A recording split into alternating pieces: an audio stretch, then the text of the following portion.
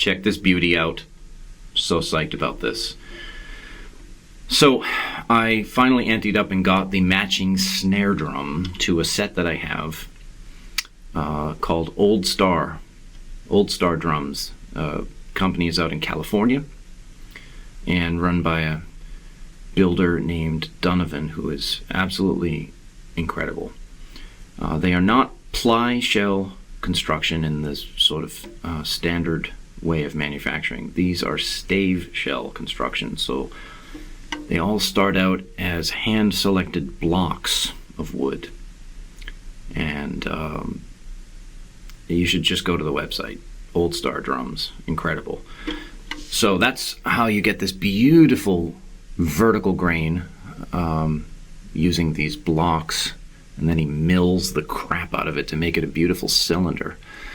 This is cherry wood, and check out the inside. Oopsie, snares were off.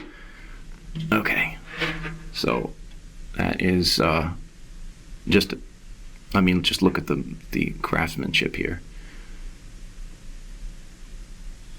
I don't think I would want to be the guy that sands these edges and creates the bearing edge and beveled edge. I mean, look at this. Absolutely awesome. So I had Donovan put a indie strainer on it. I really, really like these. I think I've said that a million times in another video. Smooth, elegant, simple.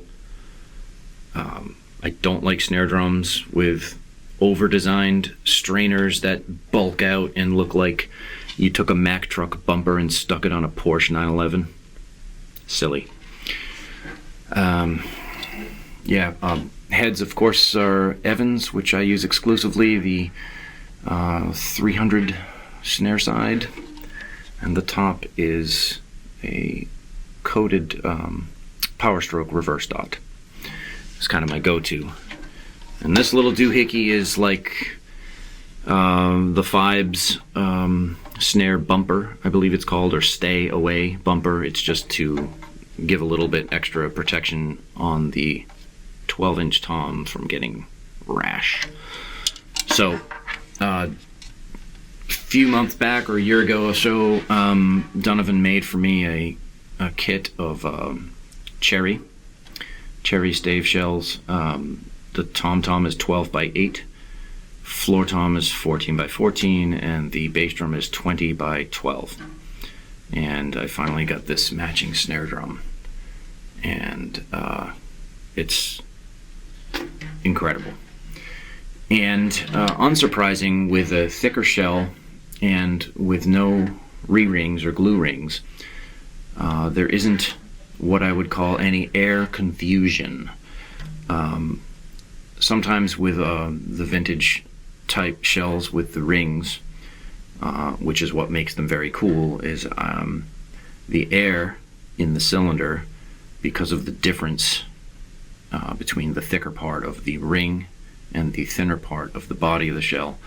I think the air gets a little confused in there, and that's how you get that kind of old school spongy type sound, and feel, which is awesome. Drums that don't have that, particularly these thicker shells, the air has a direct straight shot from the striking surface to the snare wires to the resonant head, and so the sensitivity is incredible, and the response is immediate. Like it's a different thing altogether. Equally cool. So yeah, I was unsurprised by that part of it, but I wasn't quite sure how cherry would sound as a snare drum. I mean, I was looking forward to it because my toms and bass drum sound incredible, and I filmed another bit of me playing it a bit solo, and I'll try to upload something of me playing it in a band in context, because that's really where drums should be heard, in context, I think, in the music. So here she is. What a beauty.